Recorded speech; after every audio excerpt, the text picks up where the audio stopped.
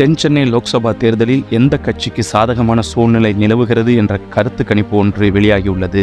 தமிழ்நாட்டில் உள்ள 39 தொகுதிகளில் தென்சென்னை தொகுதி கொஞ்சம் போட்டி அதிகம் கொண்ட தொகுதியாகும். இது ஸ்டார் வேட்பாளர் தொகுதியாக பார்க்கப்படுகிறது. இங்கே அதிமுக சார்பாக ஜெயக்குமார் ஜெயவர்தன் களமிறங்குகிறார். இவர் முன்னாள் அமைச்சர் ஜெயக்குமாரின் மகன். 2014 லோக்சபா தேர்தலில் அனைத்திந்திய அண்ணா திராவிட முன்னேற்ற கழக வேட்பாளராக சென்னை தெற்கு தொகுதியிலிருந்து மக்களவைக்கு தேர்ந்தெடுக்கப்பட்டார். ஸ்ரீ ராமச்சந்திரா மருத்துவக் கல்லூரி மற்றும் ஆராய்ச்சி நிறுவனத்தில் இளங்கலை படிப்பை முடித்த அவர் தொழில் ரீதியாக மருத்துவராக உள்ளார். டாக்டர் ஜெயவர்தன் 26 வயதில் தமிழ்நாட்டின் தென்சென்னை தொகுதியில் வெற்றி பெற்றதன் மூலம் இந்தியாவில் இளைய எம்பி என்று அப்போது பிரபலமடைந்தார். இப்போது மீண்டும் இதே தொகுதியில் அவர் 3வது முறையாக போட்டியிடுகிறார். கடந்த லோக்சபா தேர்தலில் 3,02,2649 வாக்குகள் பெற்று தோல்வியடைந்தார். இவரை எதிர்த்து போட்டியிட்ட திமுகவின் தமிழச்சி தங்கபாண்டியன் 5,64,872 வாக்குகள் பெற்று வெற்றி பெற்றார். இதே தொகுதியில் மீண்டும் தமிழச்சி தங்கபாண்டியன் திமுக சார்பாக வேட்பாளராக அறிவிக்கப்பட்டுள்ளார். அதிமுகவில் பன்னீர்செல்வம் இல்லாத நிலையில் எடப்பாடிக்கு உறுதுணையாக இருந்தவர்களுக்கு போதுமான